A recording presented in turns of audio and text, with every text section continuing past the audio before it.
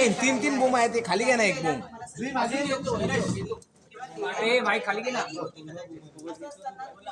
ए राम खाली घे ना. एक बूम खाली घे रे. TV9 करण्यासाठी मला या राजकारणात उठवलं होतं आणि त्यांना हेल्प म्हणून मी समाजकारण करायला लागले. त्यानंतर 2 वर्षाआधी 19 वर्षाआधी अभिषेकची त्यांची हत्या झाली. त्यानंतर परत मी समाजकारण करायला सुरुवात केली. पण करताना प्रभागामध्ये TV9 बूम खाली घे रे यार, म्हणून विकासाची कामं अपुरी राहत होती आणि होत नव्हते. माझ्या लोकांची कामं होत नव्हती. त्यासाठी हा निर्णय घेतलेला आहे.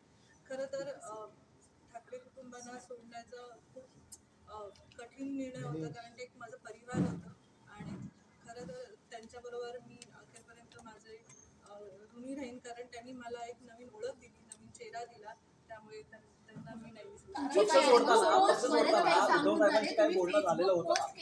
मुलानुबंध राहतील, निष्ठा मी कायम राहील. मात्र काही कठीण काळामध्ये तुम्ही निर्णय घ्या. आता देखील तुम्ही बोला काही निर्णय जातात काय हत्या झाली होती त्यानंतर हायकोर्टमध्ये जी केस चालू, नंतर CBI मध्ये जी मंदगतीने केस चालू आहे, त्याचा अजूनही फैसला झालेला नाही आहे. त्यामुळे मी जेव्हा देवेंद्र फडणवीस साहेबांना भेटली, हे आमचे बोलणं झालं की लवकरात लवकर CBI ला सांगून ते निर्णय घेतले जाईल आणि जी केसचा निकाल आहे ते निकाल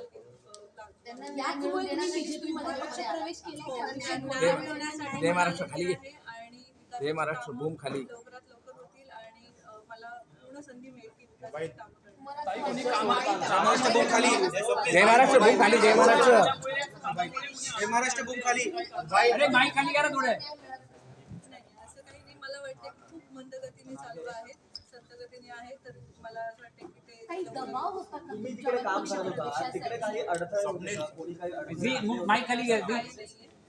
काही दबाव होता का तुमच्यावर? उद्धव ठाकरे काय करतात? उद्धव ठाकरे काय आपल्या कायदा सुव्यवस्थेचा प्रश्न निर्माण झालाय आणि आता जेव्हा मुंबई महानगरपालिकेच्या निवडणुका होतील त्यातही हा मुद्दा अत्यंत गृह महत्त्वाचा खातं याच्यावरती योग्य ती कारवाई करत आहे. सत्यता तपासून प्रत्येक गोष्टीचं व्यवस्थितरित्या त्याचं इन्व्हेस्टिगेशन होईल आणि जे कोणी गुन्हेगार असतील त्यांना शिक्षा होईल. आम्ही जे सवाल लिहिली आहे की सर, तेजस्वी घोसाळकर पक्षामध्ये प्रवेश करणार हे कधीपासून ठरलं होतं, कधीपासून बोलणं चालू होतं भाजपचं, खास करून तेजस्वी घोसाळकर सोबत, आणि कधी त्यांनी तुम्हाला निश्चिती सांगितली होती की पक्ष प्रवेश करताय?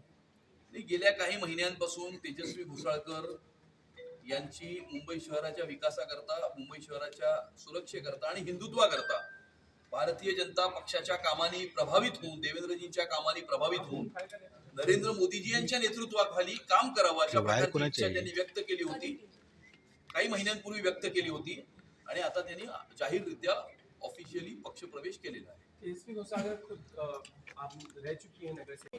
मूळ कार्यकर्ता कुठे आहे? सगळे मूळ कार्यकर्तेच आहेत भाजपचे आणि मनसेकडनं आम्हाला हे शिकायची गरज नाही, पहिला मुद्दा. आणि दुसरा मुद्दा, जर मोदीजींच्या कामाकडे बघून आणि देवेंद्रजींच्या कामाकडे बघून मुंबई शहराची जनता प्रभावित होत आहे आणि मुंबई शहराच्या जनतेचं समर्थन प्राप्त होत आहे, तर भारतीय जनता पक्षामध्ये मुंबई शहराच्या विकासाकरता आणि सुरक्षेकरता सर्वांचं स्वागत आहे. आणि त्यामुळे जर कुणी मुंबई शहराच्या विकास, उन्नती, प्रगती आणि सुरक्षेमध्ये स्वतःचं योगदान देण्याची इच्छा जर कुणी दर्शवत असेल तर अशा सर्व लोकांचं स्वागत आहे. तेजस्वी घोसाळकर भाजपमध्ये पक्ष प्रवेश करणार हे कधीपासून?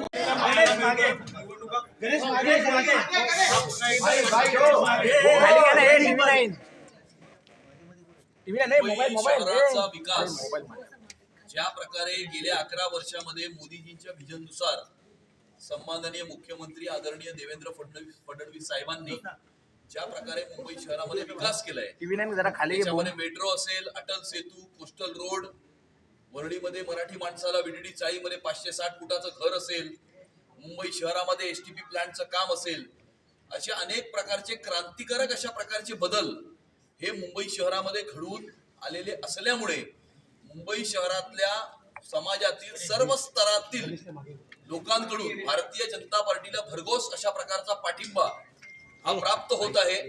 त्याचं प्रत्यय आपल्याला आज पाहायला मिळालं की उबाटा गटाच्या विद्यमान नगरसेविका तेजस्वी अभिषेक घोसाळकर, वॉर्ड क्रमांक 1 दहिसर विधानसभा क्षेत्र यांनी आज भारतीय जनता पक्षामध्ये प्रवेश केलेला आहे आणि मोदीजींच्या आणि देवेंद्रजींच्या विजननुसार येणाऱ्या काळामध्ये मुंबई शहराचा विकास व्हावा, मुंबई शहर सुरक्षित राहावं आणि या मुंबईच्या महानगरपालिकेवरती हिंदुत्वाचा भगवा झेंडा हा फडकावा अशी सर्वांचीच इच्छा आहे.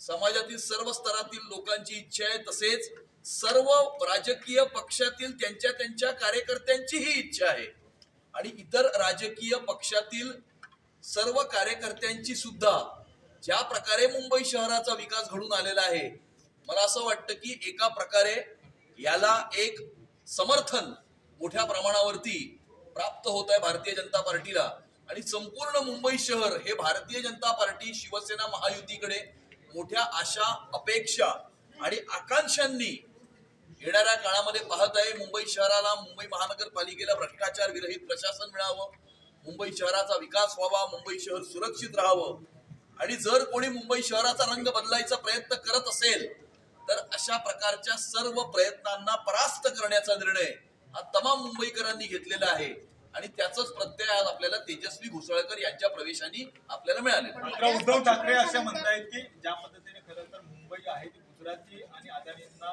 कुठेतरी समर्पित करताय अशा पद्धतीचं बोललं. तेजस्वी घोसाळकर या गुजराती आहेत का?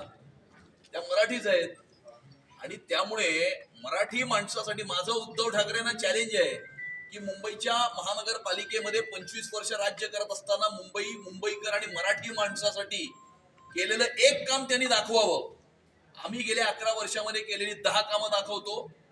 मेट्रो असेल, अटल सेतू असेल, कोस्टल रोड असेल किंवा वरळीमध्ये राहणाऱ्या बीडडी चाळीतल्या मराठी माणसाला 500 फुटाचं घर असेल किंवा मराठी भाषेला अभिजात भाषेचा दर्जा प्राप्त करून देण्याचं काम सुद्धा पंतप्रधान नरेंद्र मोदीजींच्या सरकारने करून दिलं आणि त्यामुळे खऱ्या अर्थानं मुंबईकर आणि मराठी माणूस याच्यासाठी गेल्या 11 वर्षामध्ये कोणी काम केलं असेल तर ते भारतीय जनता पार्टीने केलंय, नरेंद्र मोदीजींनी केलंय आणि देवेंद्र फडणवीस साहेबांनी केलेलं आहे.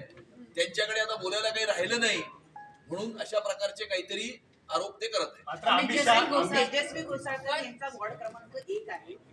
मनसेचा सुद्धा असा आरोप आहे की गुजरात पासून मग ते पालघर असो, नवी मुंबई आणि इकडचा जो परिसर आहे, मीरा भाईंदर हा संपूर्ण परिसर आहे, तो भाजपमय हळूहळू करून नंतर मुंबई ही गुजरातला देऊन टाकायची असा हा डाव आहे. त्यात आता मुंबईमध्ये तेजस्वी घोसाळकर यांचा वॉर्ड क्रमांक 1 आहे आणि तिथे सुद्धा भाजपनं सुरुंग लावलंय. मला असं वाटतं की त्यांनी काहीतरी नवीन सांगावं. दर मुंबई महानगरपालिकेच्या निवडणुकीच्या 6 महिने आधी जी कॅसेट ते वाजवतात तीच कॅसेट आता पुन्हा वाजवत आहेत.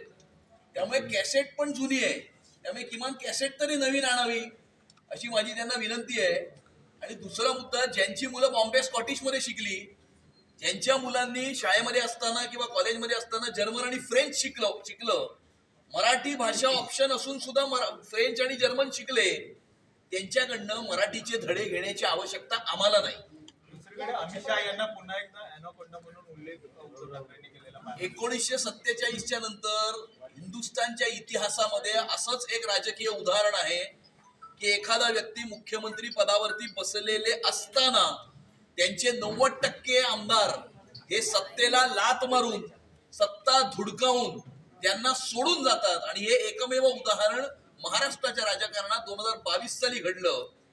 त्यामुळे उद्धव ठाकरे किती चांगले मुख्यमंत्री होते हे त्यांच्याच पक्षातल्या आमदारांनी हे दाखवलेलं आहे आणि त्यामुळे त्याच्यातनं निराशेच्या भावनेतून अशा प्रकारची विधानं, कमरेखाली बोलणं, बिलो द बेल्ट बोलणं, पातळी सोडून बोलणं, हे सोडून उद्धव ठाकरेंकडे दुसरं काही राहिलेलं नाही.